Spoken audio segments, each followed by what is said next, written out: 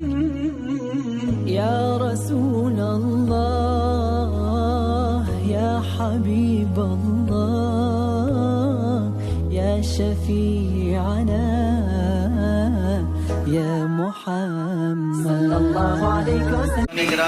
پہلی بات تو یہ ہے کہ قرآن پاک میں اللہ تعالیٰ نے فرمایا اے رسول آپ فرما دیں کہ میں تمہاری طرح بشر ہوں۔ تو لوگ اس آیت کو دلیل بنا کر کے کہتے ہیں جب رسول خود کہہ رہے ہیں میں تمہاری طرح بشر ہوں تو رسول کو اگر ہم کہیں ہماری طرح وہ بشر ہیں تو اس میں کیا مذائقہ ہے؟ میرے عزیزو بہت بڑا مذائقہ ہے۔ بادشاہ اگر عجز و انکساری میں کہہ دے کہ میں قوم کا خادم ہوں تو آپ اس کو خادم کہہ کر نہیں پکار سکتے ہیں۔ اگر آپ یہ دلیل لے کر کے آئیں گے بادشاہ خود کہہ رہا ہے میرے عزیز وہ اس کا عجز ہے، اس کی انکساری ہے، تواضع ہے۔ رہی بات قرآن میں 3 جگہ پر تقریباً اس طرح کی بات آئی کہ رسول کریم صلی اللہ تعالی علیہ وسلم فرما دیں کہ میں تمہاری طرح بشر ہوں۔ یہاں تک نہیں پڑھنا چاہیے آیت، آگے کی آیت یہ ہے یوحا الیہ، مجھ پر اللہ کی طرف سے ڈائریکٹ وحی بھی آتی ہے۔ اگر رسول عام بشر ہیں تو پھر یہ وحی کیسے آتی ہے؟ حضور پاک صلی اللہ تعالی علیہ وسلم کو اسی آیت میں ایک دوسری خصوصیت اللہ نے بیان کر دی، اے رسول آپ فرما دیں کہ میں تمہاری طرح بشر ہوں، مجھ پر وحی آتی ہے۔ یہ مسئلہ یہاں پر ڈسکس کرنے کی وجہ کیا بنا؟ ضرورت کیا ہے؟ ہر آیت کا پس منظر ہے، شان نزول ہے۔ جو آیتیں نازل ہوئی ہیں ان آیتوں کے نازل ہونے کا کوئی نہ کوئی سبب رہا ہے، اس کو کہتے ہیں شان نزول۔ آیت کا شان نزول کیا ہے؟ اگر اس سے کوئی بندہ واقف نہیں ہے تو اسے دین کے معاملات میں ڈسکس کرنے کا کوئی حق بھی نہیں ہے۔ وہ بعد میں کیا کرے گا؟ آیتیں اتری تھی کافروں کے لیے وہ مومنوں پہ فٹ کرے گا، آیتیں اتری تھی مشرکین مکہ کے لیے وہ اولیاء پہ فٹ کرے گا۔ جس کو شان نزول نہیں معلوم ہے وہ ادھر کی آیت ادھر چسپاں کرے گا، ادھر کی آیت ادھر لگا دے گا۔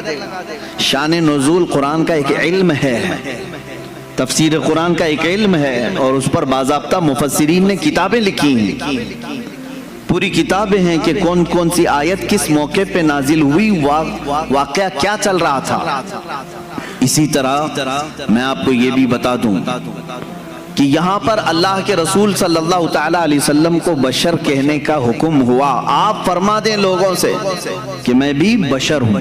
بشر کا مطلب ہوتا ہے انسان، میں بھی بشر ہوں، آپ بھی بشر ہیں، حضور صلی اللہ تعالی علیہ وسلم بھی بشر ہیں۔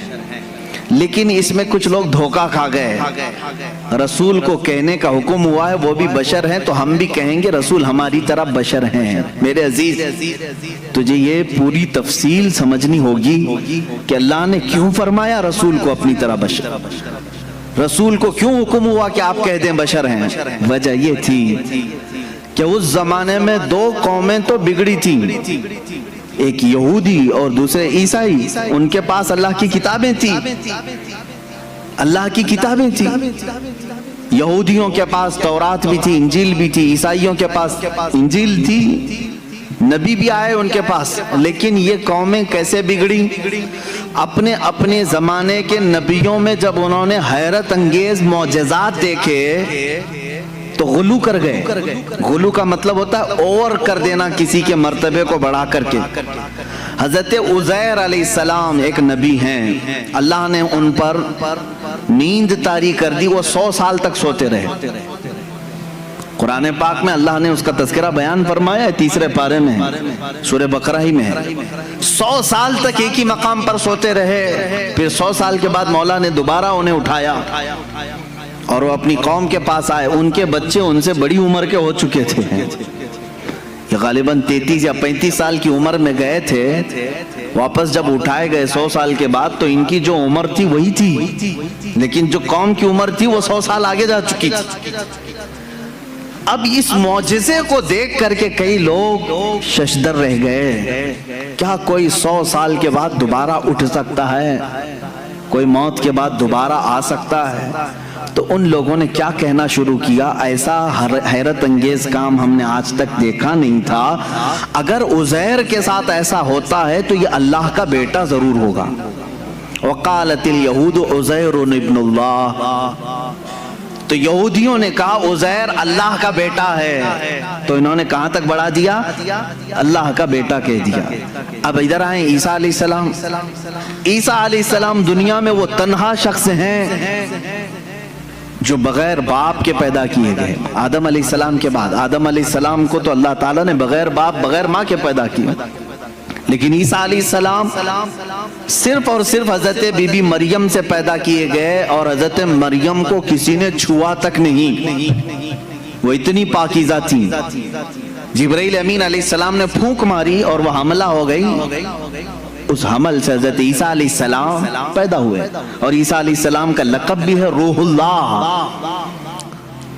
اب عیسیٰ علیہ السلام کے کچھ معجزے بھی تھے، وہ مٹی کے پرند بناتے تھے، مٹی کے کیچڑ اس میں پھونک مارتے تو پرندے زندہ ہو کر اڑتے تھے، یہ قرآن پاک میں ہے۔ جب عیسائیوں نے یہ تمام حیرت انگیز معاملات دیکھے نبی سے تو کہہ بیٹھے عیسیٰ اللہ کا بیٹا ہے۔ کیا کہا؟ عیسیٰ اللہ کا بیٹا ہے، معاذ اللہ رب العالمین۔ وقالت النصارى المسیح ابن اللہ، نصارہ نے کہا عیسیٰ علیہ السلام اللہ کے بیٹے ہیں۔ پتہ یہ چلا کہ جب نبی سے کوئی حیرت انگیز کام قوم دیکھتی ہے تو خدا تک پہنچا دیتی ہے۔ عزیر علیہ السلام 100 سال کے بعد دوبارہ اٹھے تو قوم نے کہہ دیا اللہ کا بیٹا ہے۔ عیسیٰ علیہ السلام بغیر باپ کے پیدا کیے گئے اور مٹی کے پرندوں میں پھونک مارتے تو اڑنے لگتے، تو عیسائیوں نے کہہ دیا وہ اللہ کے بیٹے ہیں۔ اب ادھر مکہ مکرمہ میں جو جلوہ رسول دیکھا ہے، رسول کریم صلی اللہ تعالی علیہ وسلم کے ایک آدھ حیرت انگیز کام نہیں ہے، ہر دن ایک معجزے کا صدور ہے۔ کبھی یہ رسول انگلی اٹھا کر کے اشارہ کرے چاند پھٹ جائے، کبھی وہ بے زبان جانوروں سے کلام کریں، درخت اکھڑ کر ان کی بارگاہ میں آ جائے۔ تو یہ حیرت انگیز کام جو رسول پاک کے ساتھ ہو رہے تھے، تو اب عرب کے لوگ پچھلی قوموں کی طرح بگڑ نہ جائیں اور رسول کو یہ نہ کہہ دیں کہ یہ خدا اتر پڑا ہے۔ اللہ نے فرمایا رسول آپ کہہ دیں کہ میں بشر ہوں۔ اللہ نے کیوں فرمایا قل انما انا بشر مثلکم، اے حبیب آپ فرما دے میں بشر ہی ہوں، کہ تم دھوکہ نہ کھا جانا، مجھے خدا مت سمجھ لینا۔ ایک بات یہ بھی ہے، اور دوسری بات ایک بہت بڑے گزرے ہوئے ایک مناظرے کا سبق بھی تھا اس میں۔ ابراہیم علیہ السلام کے ساتھ نمرود کا ایک مناظرہ ہوا تھا۔ نمرود اس زمانے کا ظالم و جابر بادشاہ، جب اس نے دیکھا کہ ابراہیم ہمارے بتوں کی پوجا بھی نہیں کرتا، اور حضرت ابراہیم علیہ السلام کے ساتھ بہت سارے معاملات تھے، وہ ان کے بتوں کو نہیں مانتے تھے، جو ستاروں کی پوجا کرتے ان کی نہیں مانتے تھے، جو چاند و سورج کو پوجتے ان کی نہیں مانتے تھے۔ ایک دن بلایا اس نے دربار میں۔ اب یہ جو مناظرہ ہے وہ بھی قرآن پاک میں آیا۔ حضرت ابراہیم علیہ السلام سے اس نے پوچھا کہ تم کس خدا کو مانتے ہو، آخر کون ہے تیرا خدا؟ قال ابراہیم ربی الذی یحیی و یمیت، میرا رب وہ ہے جو زندگی بھی دیتا ہے اور موت بھی دیتا ہے۔ کون کہا؟ ابراہیم علیہ السلام۔ تو جھٹ سے اس پاگل نے کہا قال انا احیی و امیت، میں بھی لوگوں کو زندگی دیتا ہوں موت دیتا ہوں، میرے پاس بھی یہ کنٹرول ہے، تو مجھے خدا مان لے۔ ابراہیم علیہ السلام نے پوچھا وہ کیسے؟ اس نے اپنے جیل میں سے 2 قیدی نکالے، ایک کو آزاد ہونا تھا، ایک کو پھانسی کی سزا ہونی تھی۔ تو اس نے کہا دیکھو یہ آزاد ہونے والا ہے اور یہ پھانسی پہ چڑھنے والا ہے، لیکن جو مرنے والا تھا اس کو آزاد کر دیا، کہا کہ میں نے اس کو زندگی بخش دی، اور جو آزاد ہونے والا تھا اس کا گلا کاٹ دیا، کہا میں اس کو مار دیا۔ موت و حیات میں بھی دے سکتا ہوں۔ ابراہیم علیہ السلام نے کہا یہ نرا جاہل ہے، موت و حیات کا مطلب اس نے یہ سمجھ لیا۔ اب ابراہیم علیہ السلام نے اتنا زبردست چیلنج پیش کیا جو قرآن میں ہے۔ قال ابراہیم فإن اللہ یأتی بالشمس من المشرق فأتی بها من المغرب۔ اب ابراہیم علیہ السلام نے سیکنڈ جو چیلنج دیا، فرماتے ہیں ابراہیم علیہ السلام میں اس خدا کی عبادت کرتا ہوں، میرا اللہ وہ ہے جو سورج کو مشرق سے نکالتا ہے، سورج کو پورب سے ایسٹ سے نکالتا ہے، فَأْتِ بِهَا مِنَ الْمَغْرِبِ، اگر تو خدا ہے تو اس کو مغرب سے نکال کے دکھا، یعنی ویسٹ سے ایک بار نکال۔ چیلنج تو دیکھ رہے ہیں آپ، حضرت ابراہیم علیہ السلام نے نہیں کہا کہ جیسے میرا خدا روز پورب سے سورج نکالتا ہے کل تو نکال، تو کل سورج نکلتا تو وہ یہی کہتا آج میں نے ہی نکالا ہے، آج جو سورج نکلا ہے ایسٹ سے، پورب سے، مشرق سے، وہ میں نے ہی نکالا۔ ابراہیم علیہ السلام نے اپوزٹ چیلنج دیا کہ خدا جب مشرق سے نکال سکتا ہے تو خدا مغرب سے نکالنے پر بھی قادر ہے، سورج اس کے کنٹرول میں ہے، تو اگر خدا ہے تو سورج مغرب سے نکال کے دکھا، جہاں سورج جا کے ڈوبتا ہے وہاں سے تو ایک دن سورج نکال کے دکھا۔ قرآن کہتا فَبُهِتَ الَّذِي كَفَرَ، یہ کافر وہاں مبہوت ہو گیا، لاجواب ہو گیا، ختم ہو گیا مناظرہ۔ یہ کب ہوا؟ ابراہیم علیہ السلام کے زمانے میں۔ ہاں، اب اس مناظرے میں جیت اور فتح کس کی ہوئی؟ ابراہیم علیہ السلام کس کی ہوئی؟ اس چیلنج کا جواب وہ نہیں دے سکا، لیکن اس مناظرے سے ایک سبق یہ نکلا، ایک نتیجہ یہ نکلا۔ ابراہیم علیہ السلام نے چیلنج یہ دیا تھا کہ جو خدا ہوگا وہ مغرب سے سورج نکالے گا، جو خدا ہوگا وہ مغرب سے سورج نکالے گا۔ یہ اس زمانے کو 2000 سال بیت گئے، اور جب مدینہ طیبہ کے قریب میں مولا علی کرم اللہ وجہہ الکریم کے لیے نماز عصر قضا ہو رہی تھی، محمد عربی صلی اللہ تعالی علیہ وسلم نے ڈوبے ہوئے سورج کو کہاں سے پلٹایا؟ مغرب سے نکالا، سورج ڈوب چکا تھا، سورج کو واپس اشارے سے پلٹایا۔ اب یہاں پر وہ والا مناظرہ پھر سے تازہ ہو گیا۔ ابراہیم علیہ السلام نے تو چیلنج دیا تھا نمرود کو کہ اگر تو خدا ہے تو سورج کو مغرب سے نکال، نمرود تو نہیں نکال کے دکھا سکا، لیکن محمد الرسول اللہ صلی اللہ علیہ وسلم نکال کر دکھا دیے ہیں۔ تو اب کسی کا عقیدہ یہ نہ بگڑے، ابراہیم علیہ السلام نے کہا تھا جو سورج مغرب سے نکالے گا وہ خدا ہوگا، اللہ نے آیت نازل فرمائی قل انما انا بشر مثلکم، اے رسول آپ فرما دیں یہ دھوکے میں نہ آئے، میں تمہاری طرح بشر ہی ہوں، لیکن میرے عزیزوں ساتھ میں اتنا یاد رکھنا عام بشر نہیں، وہ نوری بشر ہیں، اللہ رب العزت کی ان پر خصوصی عنایات ہیں۔ میں مانتا ہوں اے عقل والوں میرا محمد خدا نہیں ہے، مگر دلوں میں یہ نقش کر لو کہ وہ خدا سے جدا نہیں ہے، یہ ہمارا عقیدہ ہے۔ اب یہ نور و بشر کے جو معاملات ہیں یہاں پر کچھ لوگ کنفیوژن پیش کرتے ہیں، ہے نہیں کچھ، لیکن مجھے ضرورت اس بات کی ہے کہ سنیوں کو ان عقائد اور ان معمولات اہل سنت کو میں واضح طریقے سے بیان کر کے بتاؤں۔ میرے عزیزو، رسول کریم صلی اللہ تعالی علیہ وسلم کو اگر کسی نے خالص نور ہی کہا اور بشر نہیں کہا وہ بھی گمراہ ہے۔ حضور صلی اللہ تعالی علیہ وسلم کی بشریت کا اگر کسی نے انکار کیا وہ بھی کافر ہو جائے گا، گمراہ ہے۔ ہاں اگر کوئی یہ کہتا ہے کہ صرف وہ عام بشر ہیں تو بھی گمراہ ہے، عام بشر عام انسان کہہ رہے تو بھی گمراہ ہے۔ تو کہنا کیا چاہیے؟ حضور پاک صلی اللہ تعالی علیہ وسلم کے لیے اہل سنت و جماعت کا عقیدہ یہ ہے کہ وہ نوری بشر ہیں۔ نوری بشر کا مطلب یہ ہوتا ہے دیکھنے میں تو بشر دکھتا ہے لیکن قدرت میں نوری مخلوق سے بھی بڑھ کر کے ہے۔ فرشتے نور ہیں، انسان بشر ہے، فرشتے نوری مخلوق ہیں، انسان بشر ہے۔ اب رسول کو اگر تم نے صرف نور کہا تو فرشتوں میں چلے جائیں گے، صرف بشر کہا تو صرف انسانوں میں۔ رسول ملائکہ کا بھی رسول ہے، انسانوں کا بھی رسول ہے، اس لیے تمہیں یہ کہنا پڑے گا کہ وہ نبی نور والے بھی ہیں اور بشریت بھی ان کے اندر ہے۔ ہمارا عقیدہ یہی ہے کہ وہ نوری بشر ہیں۔ کیا ہیں؟ نوری بشر ہیں۔ میرے عزیزو، اب جن لوگوں نے یہ کہا کہ رسول ہماری ہی طرح ہیں تو یہ تو عقل میں نہیں آتی، بات عقل میں نہیں آتی۔ میں کسی سادے سے مسلمان کو بھی اٹھا کر کے پوچھوں گا وہ توبہ توبہ کرے گا، کیسی بات کر رہے ہو، رسول ہماری طرح ہو سکتے ہیں؟ उलमा की बात तो छोड़ो, मैं आम से बंदे को भी पूछूंगा, क्या तुम इस बात का अकीदा रखते हो कि रसूल हमारी तरह थे? कोई कह सकता है? हरगिज नहीं।